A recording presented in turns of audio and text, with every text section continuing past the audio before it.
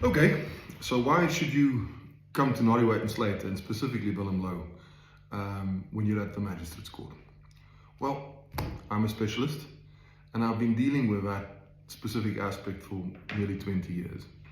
And the Magistrates Court is where speedy summary justice takes place. So when you get to the court in Sheffield, you'll be expected to enter a plea at the first available opportunity, really. And at that moment, when you're entering a plea, there'll be a case management hearing. And that's basically the only hearing before your trial if it's a magistrate court matter.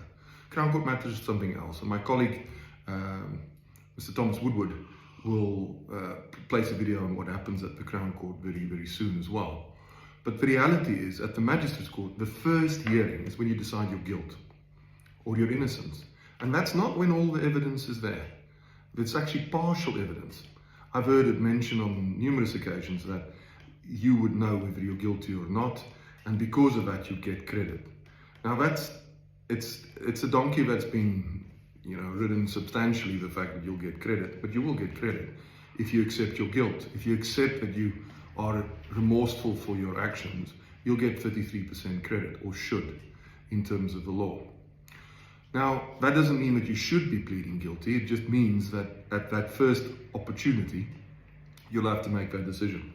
If you decide to enter a guilty plea, the court may well deal with you to conclusion using the sentencing guidelines, which is a set of guidelines set out how to deal with certain types of offences, or the court could adjourn for a pre-sentence report. In the Magistrates Court these days, it will normally be an all-options pre-sentence report, because the court that's dealing with you at your plea doesn't want to bind the court that's dealing with you at the sentence. And even if they're not even considering a custodial sentence, they usually go for an all-options report.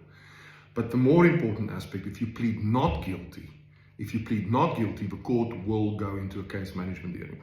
And it's been structured so that there is a form to fill in. Now, this form will ask me whether I've advised you about your guilt, advised you that the trial can take place in your absence, advised you in relation to your credit that you would get, advised you in relation to the witnesses, advised you in relation to certain applications, advised you in relation to even bad character applications, so applications for introducing if you had previous reprehensible behavior or other aspects. But there's a lot of things that take place within that specific form.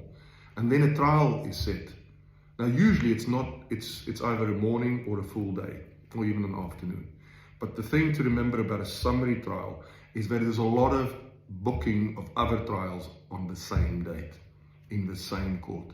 So it's not just your trial that will take place when the trial date comes. And that's a really difficult thing to deal with, is that you set yourself ready to go and be trialed, and then the trial doesn't take place and it's nothing to do with you.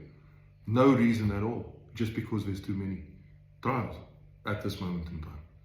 Now, if you want expert, dedicated solicitors with you, then Norrie and Slater is the way to go. I'm Willem Louw. David Stanifith. You must have, if you've been in a court in Sheffield, you'll know David Stanifith's name. Karen Moxon-Smith and Jeffrey Fleming. That is our Magistrates Court team.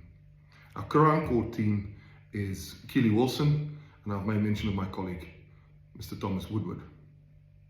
So feel free, give me a call. We can discuss the matter. I can discuss legal aid with you. I can discuss private funding with you. And we'll do so frankly and openly in our very, very well-placed offices right next or very close to the court.